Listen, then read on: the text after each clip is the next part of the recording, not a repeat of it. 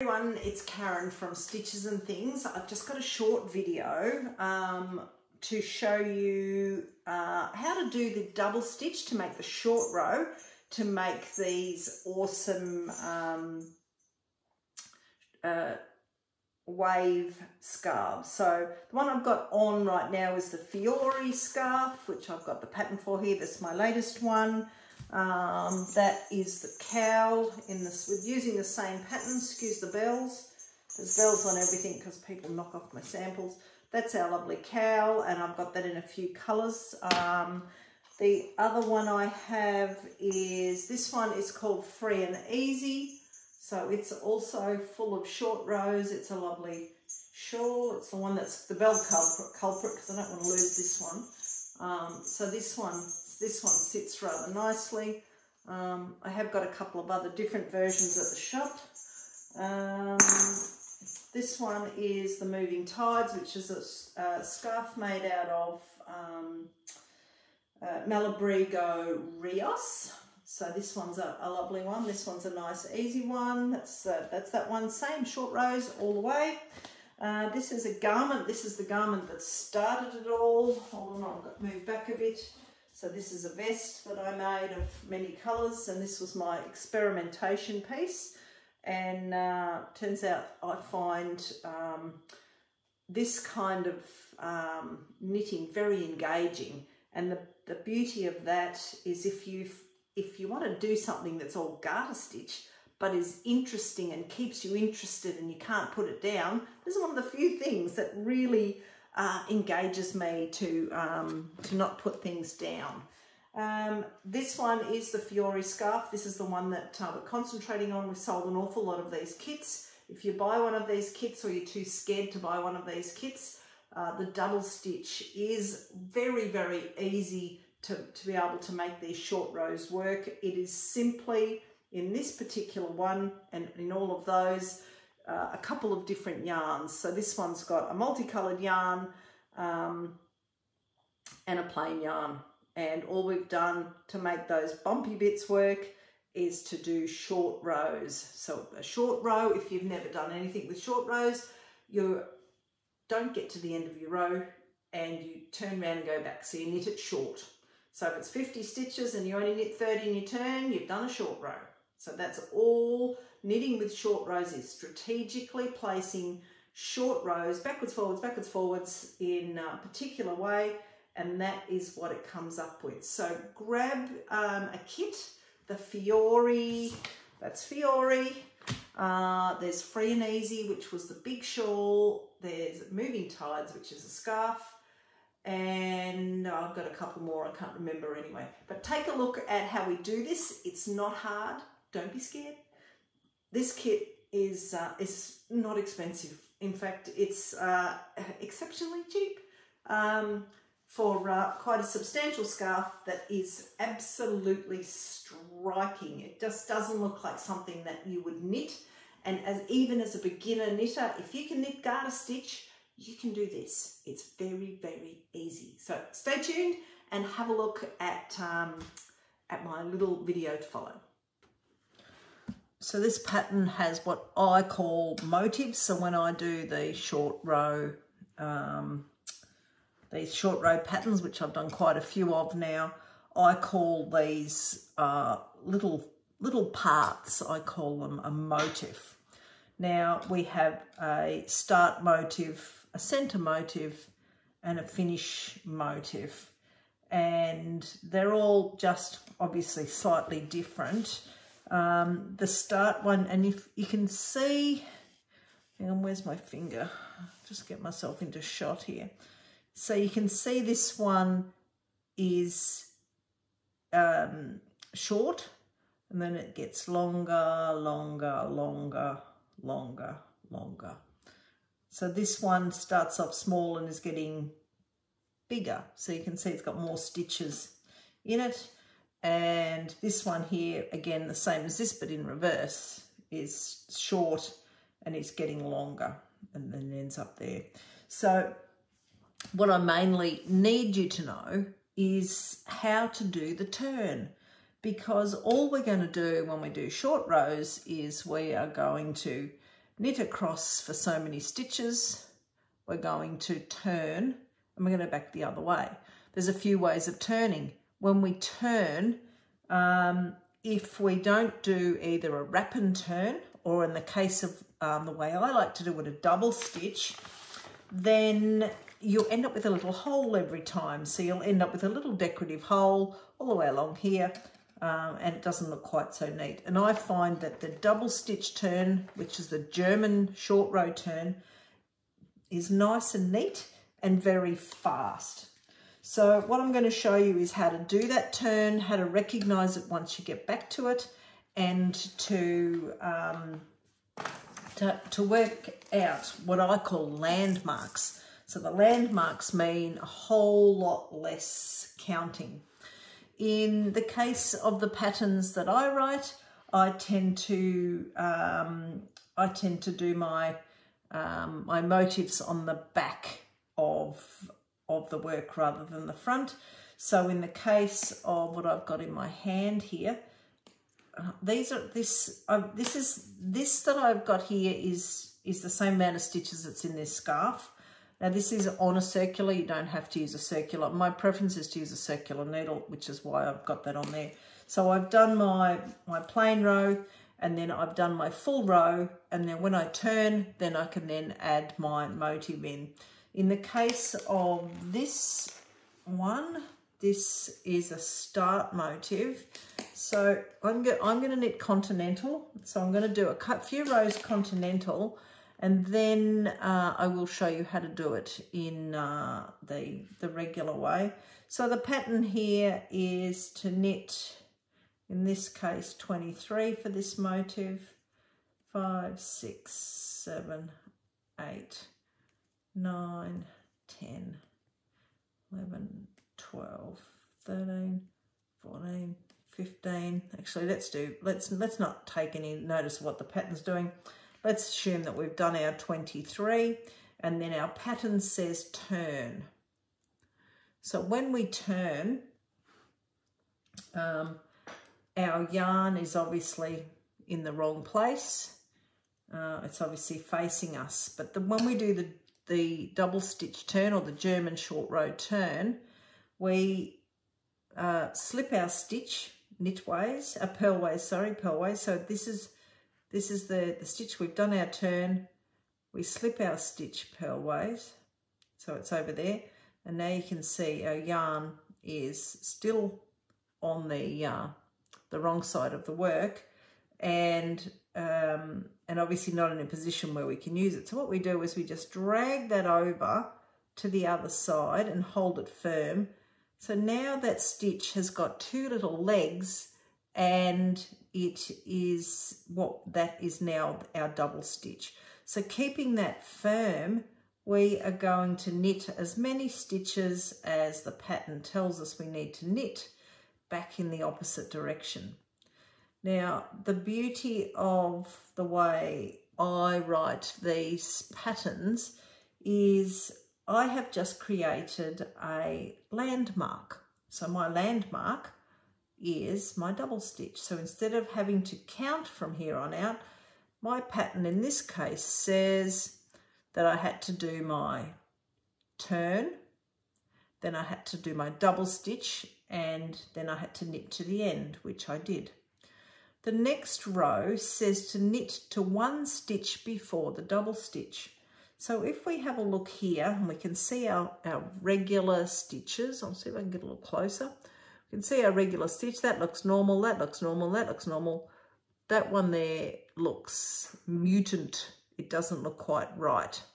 And that is our double stitch. And our double stitch we treat as if it was a single stitch. So if we get to it and we have to go past it, then we would treat it as if it was one stitch.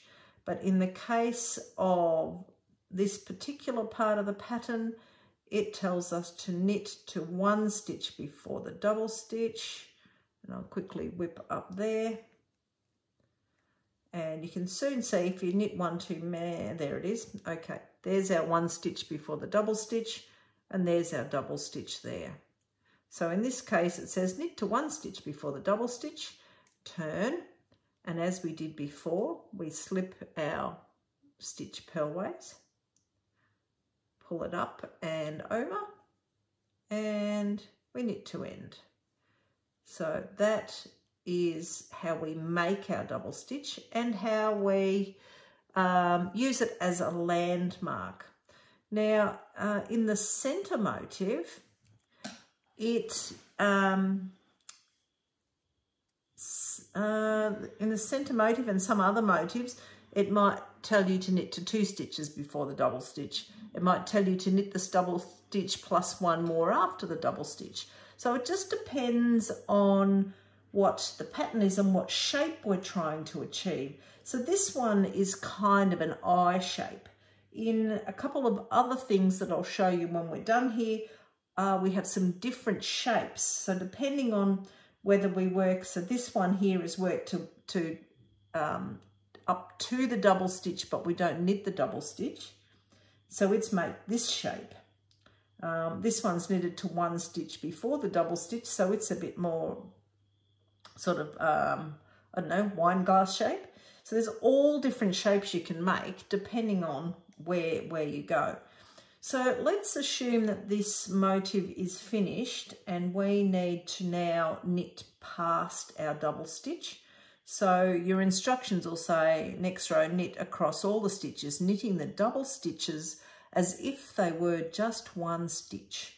So I am going to knit along here till I get to my double stitch, and your double stitch, working it as if it's just 1 stitch, will mean that it's kind of like knitting a, and what I'm going to do, I'm going to change to regular knitting, and now I'm not a thrower, so you'll have to excuse my Quamby way of knitting, as if we were regular knitting. There's my double stitch, there's my double stitch right there, and I'm going to get underneath that and I'm going to knit it as if it was 1 stitch. There I've got a regular stitch. There's my other double stitch I did before. I'm going to knit that as if it was 1 stitch, and I'm going to continue to knit. So that the double stitches are as simple as that. Sometimes you can end up with a whole bunch of double stitches all in a row, so it feels like you're doing a whole bunch of knit 2 togethers, but in reality you're just working them as if they were 1. So you can see with those, just those couple of rows that I've done, that's what's happened. So we went up, we've come back, so this is getting shorter, shorter, shorter. If we had have continued in that way that we were just then, because we're knitting to 1 stitch before the double stitch, this is going to continue to get shorter. So this one would actually look like one of these upside down. In fact, this may well be upside down, this scarf. But actually it probably is, because, wait on, that would make more sense the way the pattern's running, but that's upside down. So that now, that is correct, because that we started off with 23 stitches and we knitted to 1 stitch before, so it's getting shorter, shorter, shorter, shorter, shorter, and before we finished with that that particular motif, depending on whether it's a start or an end motif. So with the center ones, they're quite easy because we're going to knit all the way up to the double stitch. You just have to follow the pattern. It's quite easy. It's just a matter of getting used to doing the double stitch. So I'll put a double stitch in here now. What I might just do is I'm just going to knit along and do some random turning and double stitching so that you can see just how easy it is, and I'll just chat as we go. That's my, I've turned, my yarn is at the wrong side of my work, I've slipped my stitch, I've popped it over to the other side of my needle, and I'm going to revert back to my continental style, and I'm just going to knit a few, just a random few, just so we can do plenty of this turning. And I'll oh my gosh, right. So I'll stop here, I'm going to turn, I'm going to slip my stitch, I'm going to pull that over the back, creating 2 legs, and I'm going to move on. So we can you can wing it as much as you like with this kind of thing. Oh, there's my double stitch. I might knit over that for this one. There we go, 2 together. That's my double stitch gone. We'll knit a few more. I'm going to turn, put it over. There's my double stitch. It's as easy as that. I actually find these easier than doing a wrap and turn, because the wrap and turn is a lot of movements. This is just turn, slip, pull it over, move on. So that is as easy as our working these double stitches are. And the pattern is fairly precise, telling you how many you have to make, how many rows you have to do. But the cool thing with this is, if you miss a row, like in here, if you do a couple of extra rows, or if you miss a row, not really such a drama. Absolutely not a drama at all.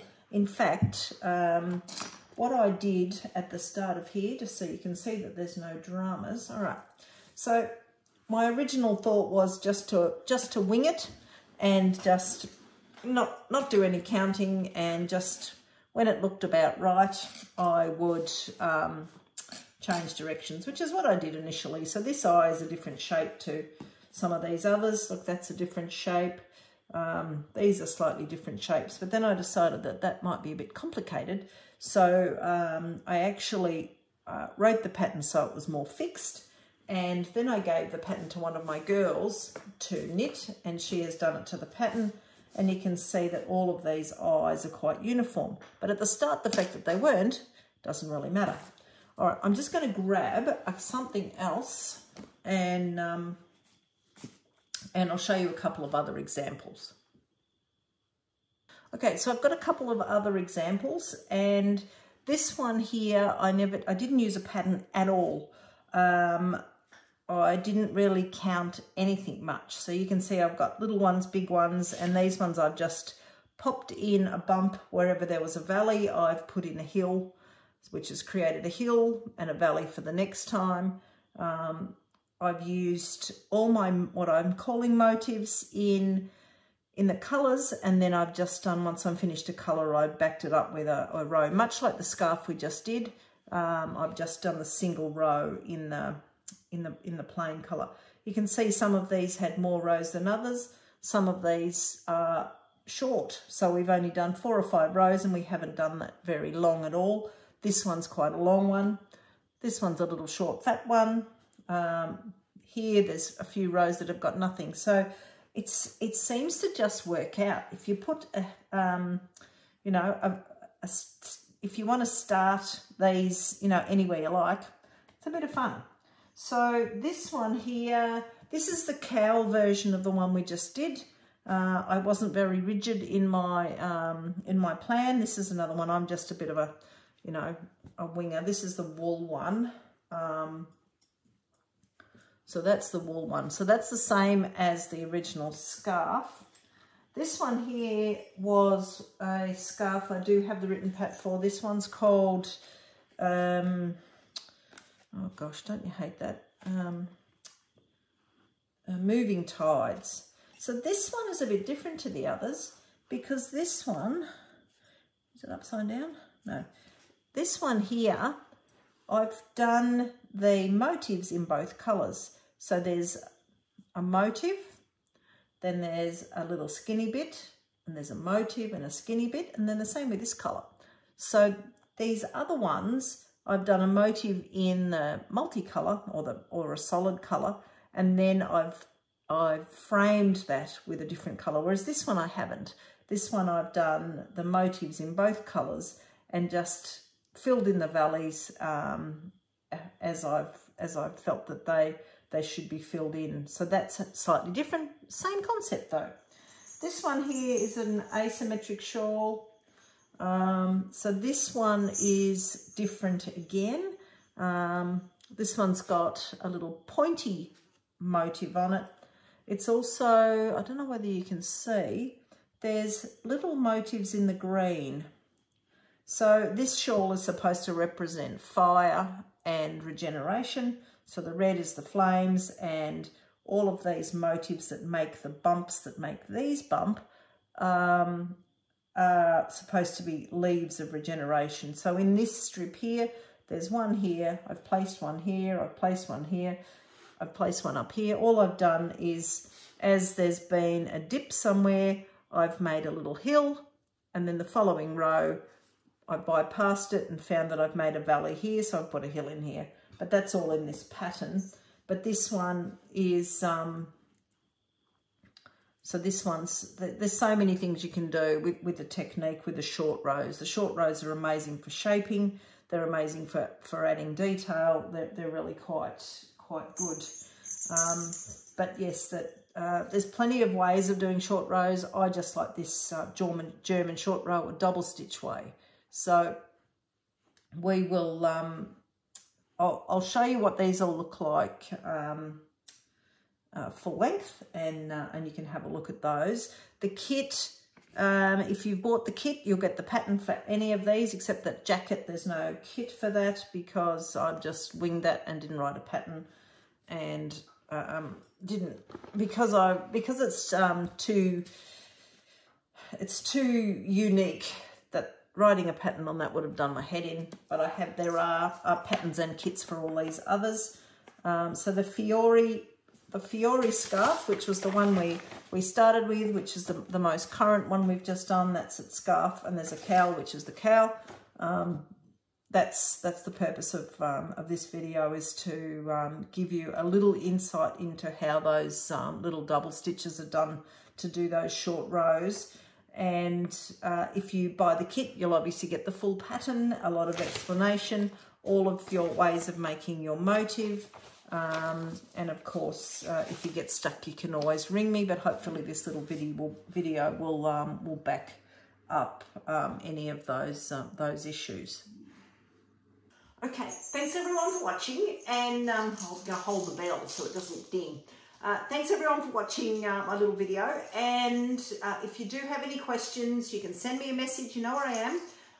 Hopefully this has made it just seem a little easy, and you're willing to try something that's going to take you just that little bit further to the next level, and try something simple like the Fiore scarf.